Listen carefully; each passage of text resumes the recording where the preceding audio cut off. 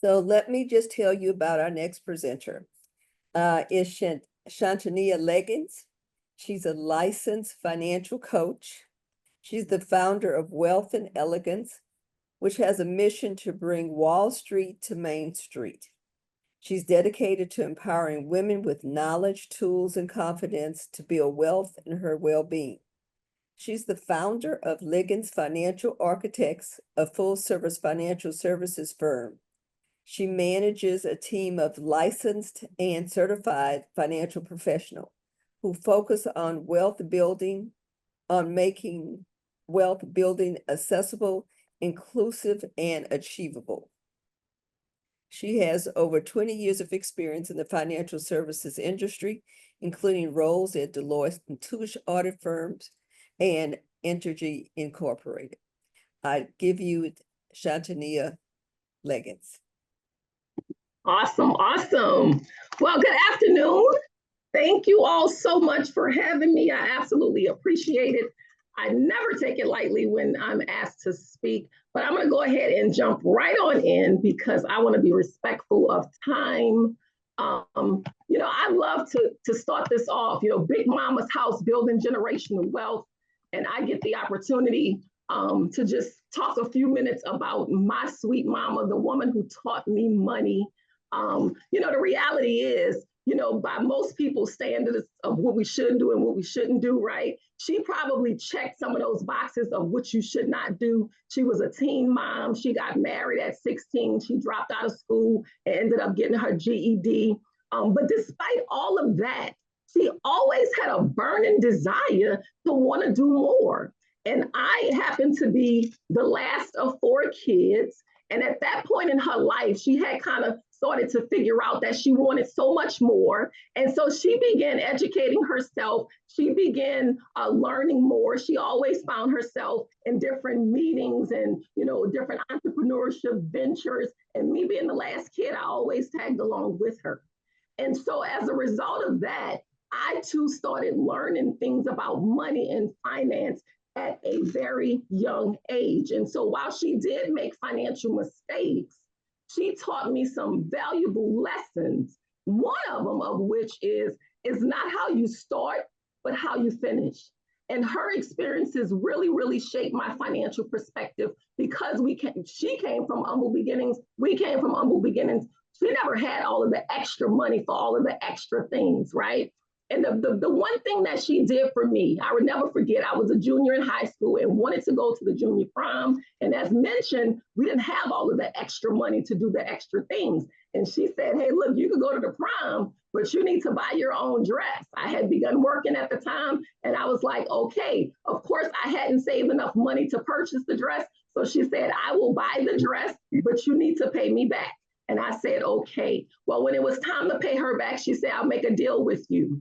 If you start a mutual fund and you start putting at least $25 a month in it, then you don't have to pay me back. And me and my immature thinking, I'm thinking I'm getting off, okay, $25 a month in a mutual fund, I'll go with that option. But little did I know that would be the seed that she planted that would put me on the trajectory to not only, get to the point where I teach people about finances, but then get on the track to make some good financial decisions for my family. So I'm excited to be able to talk today about Big Mama's house and just to give kudos to my sweet mama who unfortunately passed away 5 months ago. But this is the deal. Wealth is more than money. And so the speaker before me, she did an eloquent job of contrasting wealth versus riches. I always like to say, look, the people who sign the check are wealthy, but the people they write the check to, they're the ones that's rich. There is very much so a difference. But wealth is much more than money from the standpoint that it's about the knowledge, it's about the habits, it's about ownership, right? It's about a mentality, okay? Oftentimes, I hear people, especially women, talk about how they're not good with money, they don't understand money, and then they'll say something like, because math not my thing. Numbers, that's not my thing. I was never good at math, but let me tell you something. Money is more mental than it is math, okay? And so obviously today we're talking about wealth, from the standpoint of money and finances, but it's because we're talking about, generational wealth and how to pass wealth to the next generation. I think it's important for us to understand that, in my opinion, before you get to the wealth piece, there's some other aspects of wealth that you really need to understand. There's this thing called time wealth, the freedom to choose, right? Social wealth. I often talk to my kids about relational capital, right? And again, we're talking to our kids, so we want to make sure we're able to share this information with them. How about mental wealth, right? Making sure their mentals are in order and they understand the why of building wealth. And then physical wealth, right? Making sure they're healthy, right? The reality is, wealth without health, in my opinion, is nonsense. You can build a wealth, but if you're not around to enjoy it, what's the point, right? And so those are some areas of wealth that's also important, but definitely today we're going to focus on the financial aspect of it, okay? When we think about, wealth, as mentioned, we got to talk about the mindset, right? Teach your kids money habits early, all right? Now, oftentimes we teach our kids based upon what we do more than what we say. So it's very important that you take some of the tips that's given today, especially our first speaker, learning the basics of money and finance, and you start applying it to your life so your kids can be witnesses of that, right? Understanding assets are greater than liabilities, right? The reality is you got to ask yourself, am I teaching my kids about being consumers or being owners, right? Assets, which you own, liabilities, which you owe. Now, the speaker before me, she did a great job talking about real estate. And oftentimes, we associate, buying that first house is the American dream. But I always like to say, hey, look, if you buy the house, but you never pay for it, is it really an asset? It's a liability. And so we got to make sure we're clear on building assets versus building liabilities, right? This is the time of the year when hopefully you're reflecting on what you did last year financially, and you're setting yourself up, to be in a good place this year. And oftentimes people get so caught up in their income, how much money they make. And that is definitely an important number, but I believe a more important number is your net worth. Okay, not so much how much money you make, but what are you worth, right? And so when you think about net worth has everything to do with what you own, your assets, versus what you owe, your liabilities. So these are conversations to start having with your kids, right? And then, of course, we talk about legacy planning, and the speaker before me kind of alluded to certain things. But man, look, having wills, having life insurance in place, estate planning. If you're really serious about building generational wealth and passing something to the next generation, but you don't have life insurance outside of your job, then that's confusing, okay? Because that is one of the simplest ways to pass on wealth from one generation to the next. And unfortunately, a lot of times in our community, we don't make that a priority, or we don't make sure we have the right kind in the right amount. All right. So that is very, very important. This whole idea of legacy, right? When I as I was putting together this presentation, I thought this would be, a great, part to talk about, because I think about the sororities and the fraternities, right? There's this thing called legacy, right? If somebody before you was a part of the organization, and kind of to give you a little leg up advantage, or more than anything, they can share insight with you as to what it takes to get started to be successful, if that makes sense, right? And so basically, when we think about legacy in our finances and generational wealth, listen, it's the same concept. Like if you pass something from one generation to another, if you do the work and make sure you're able to pass on generational wealth, that's what you're doing. You're giving the next generations a leg up. And that is absolutely okay, right? I love this first quote. It says, the true meaning of life is to plant trees under whose shade you do not expect to sit. Okay, let that marinate. Because oftentimes people have the mentality that, YOLO, you only live once, right? So I'm gonna enjoy life now, and I had to get it out the mud, and I'm gonna let them get it out the mud. That is a selfish way of thinking, right?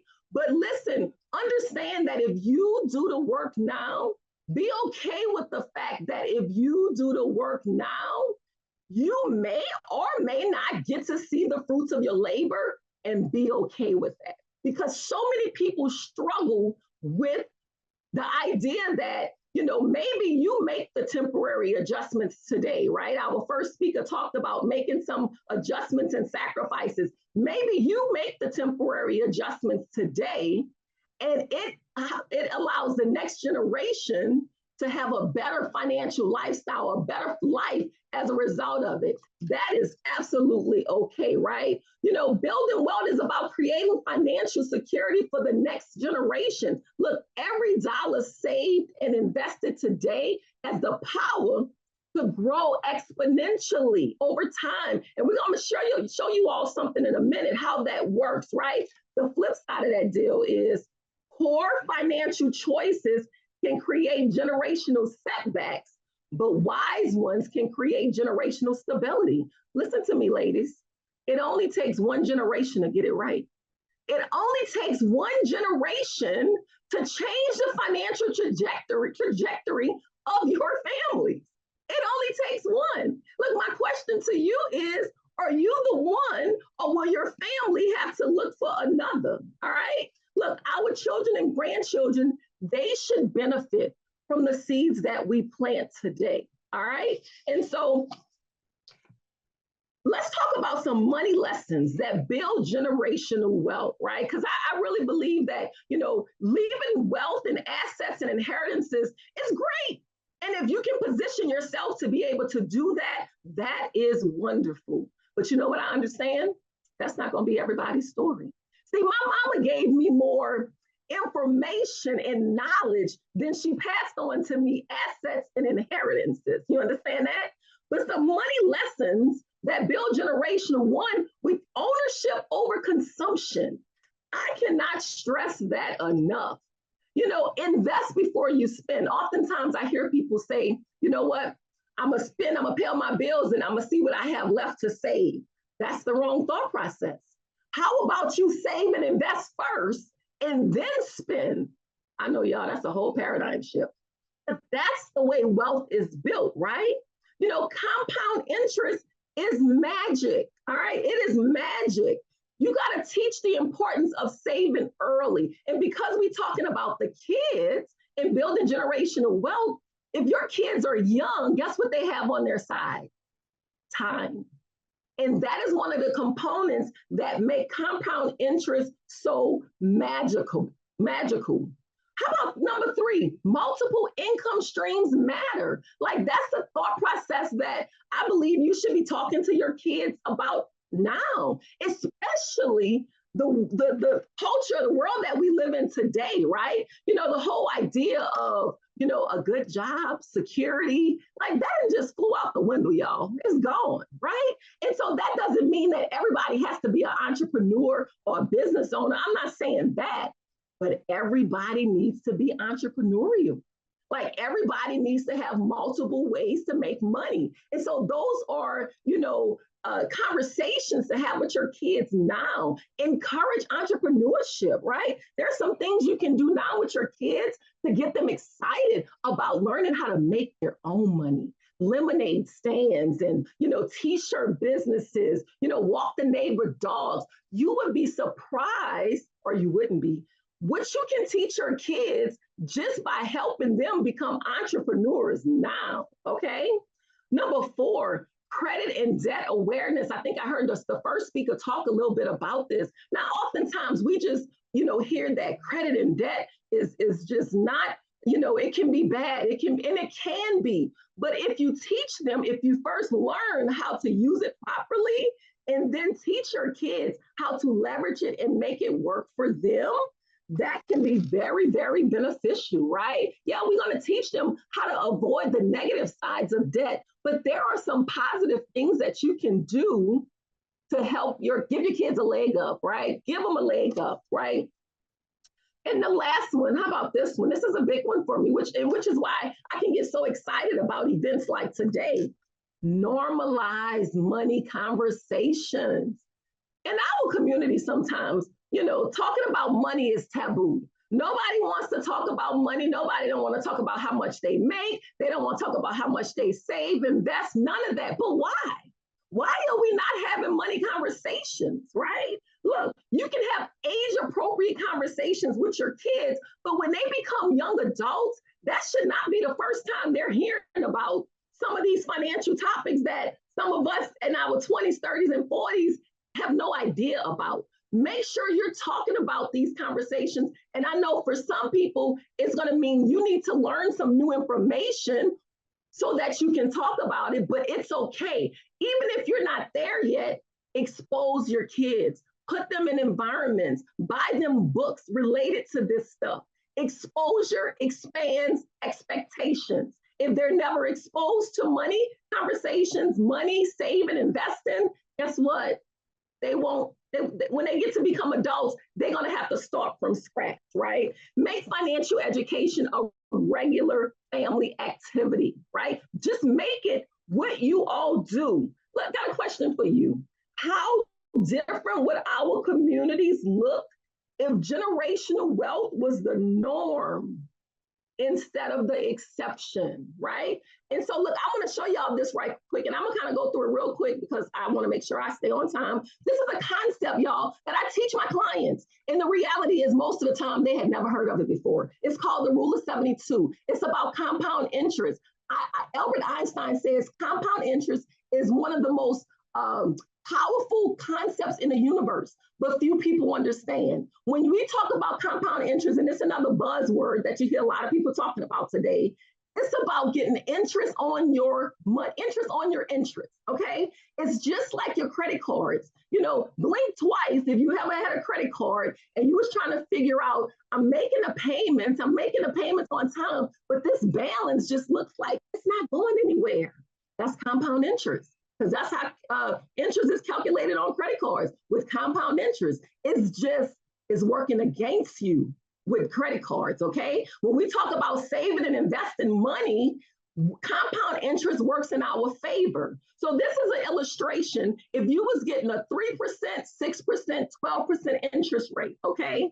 If you had $10,000 in an account getting those various interest rates, this is how long it would take for your money to double. Getting a 3%, it would take 24 years. Now, how you figure this out is you take whatever interest rate you get on your money. So if you're getting a 3% interest rate, you divide it into 72, give you 24, and that's how long it takes for your money to double. So if you had $10,000 in an account that paid 3%, CDs, some high yield savings accounts, it would take 24 years for your money to double. I don't care how young you are. You don't have 24-year doubling period, enough 24-year doubling periods to put your money that you have assigned as your wealth building account. You don't have time for it to grow at 3%, okay? How about if you was getting a 12%? Same concept, 12 goes into 72, 6 years. So every 6 years, your money would double. I'm gonna allow y'all to screenshot that. You can take a picture and go back over that so it could sink in, but I just planted the seed. So if you didn't catch it all the way, make sure you go look it up so that you can get it, all right? And then how about this? Give gifts that keep giving. How can we position ourselves and our kids so that we can, give them gifts? Because we all love to give our kids stuff, right? Every parent's goal is so that our kids can have a better life than we did, right? We want to give them all of the things, right? But listen, start giving them the things that's going to allow them to build wealth, right? Start giving them, custodial investment accounts.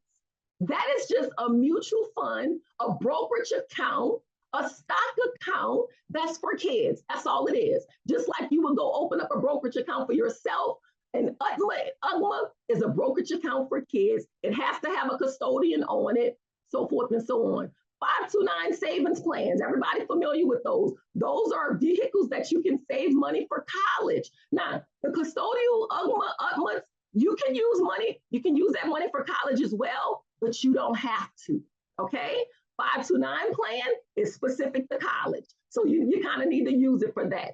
A couple years ago, they added another little benefit. Hey, look, maybe your kids don't need it. Maybe they get scholarships and they don't need the money. Well, guess what? You can take some of that money, you can pass it on to another, kid, grandkid, niece, nephew, or guess what? You could roll a portion of it into a Roth IRA for your kid.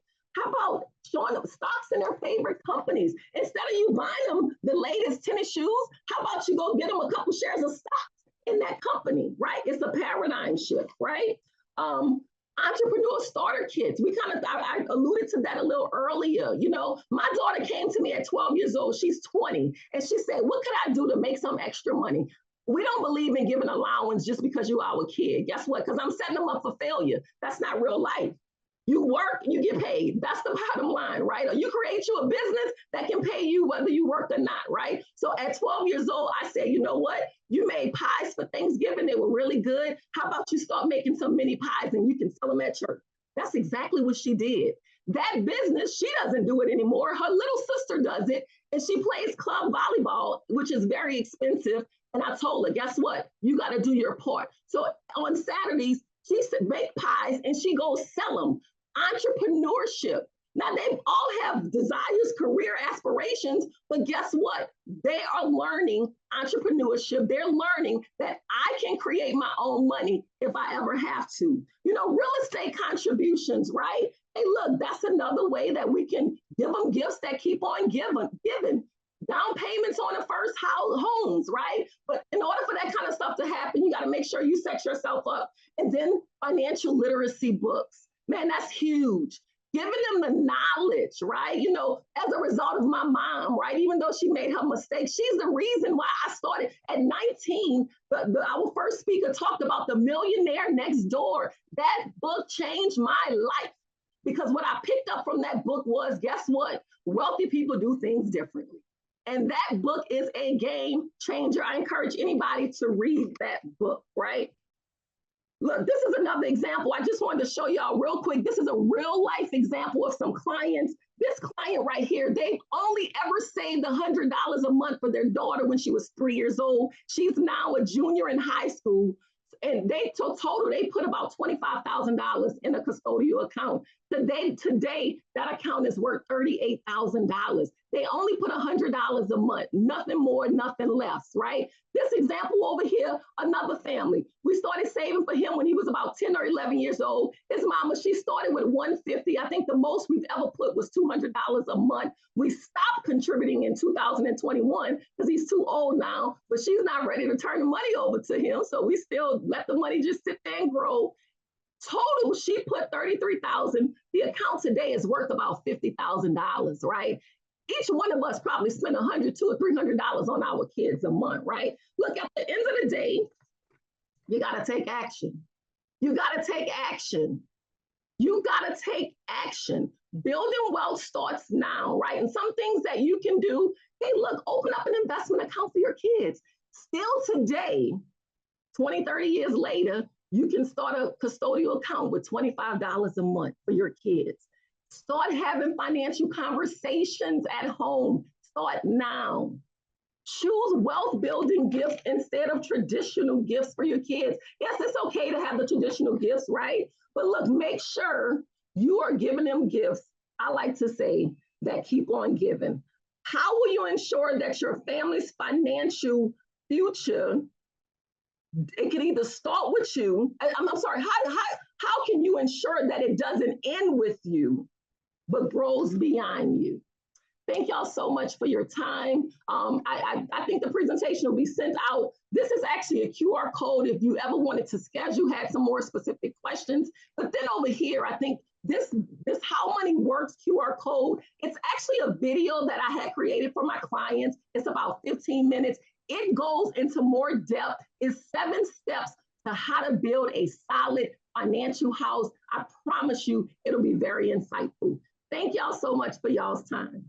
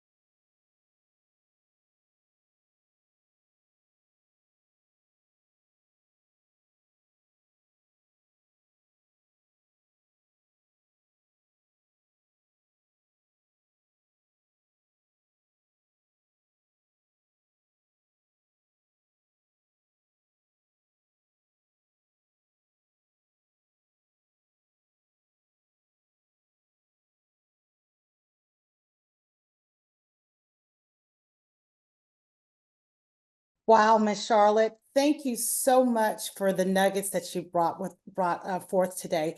We do have an active